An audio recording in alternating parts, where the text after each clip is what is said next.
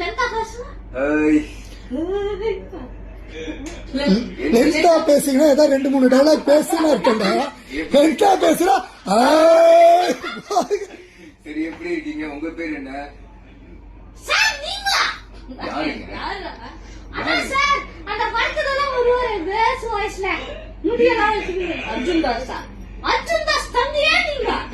இல்ல இல்லங்க, அவரு வேற நான் வேற.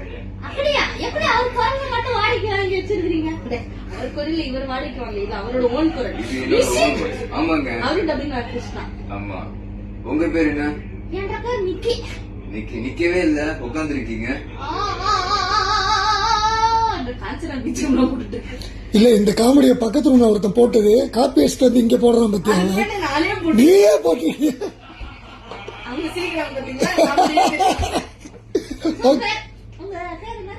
கிஷோர். ஒண்ணுமே இல்லங்க, ரொம்ப போரா போகுது. ஏதோ ஒரு ஐடியா சொல்லுங்க. என்னென்ன பண்றீங்க வாழ்க்கையில சொல்லுங்க. ஒண்ணுமே பண்ணுங்க.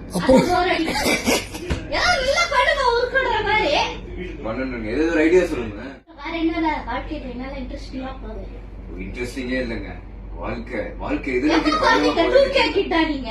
ஆமா, இப்ப எவ்வளவு நல்ல வாழ்க்கை இருந்தாலும் இன்ட்ரெஸ்டிங்காவே இல்ல. வாழ்க்கையில விரக்தியா இருக்கு. வாழ்க்கை எப்படி போகுதுன்னே தெரியல. நான் என்னதான் வாழ்க்கையில பண்றேனே தெரியலனாலே அது டூ கேட்டுதான். சரி விடுங்க, அது எப்படிங்க? பாருங்க, வாழ்க்கையில எவ்வளவு பிரச்சனை தெரியுமா? ஆனா வாழ்க்கை எப்படி போகுதுன்னா ஆனா சூப்பரா இருக்கு. நான் ஒண்ணுமே பண்ண முடியல, என்ன பண்றது தெரியல. கையை நீட்டி காலை நீட்டி படுத்து, அவ்வளவுதான். அவருதான் அதை ஃபாலோ பண்ணிட்டு இருப்பாரு.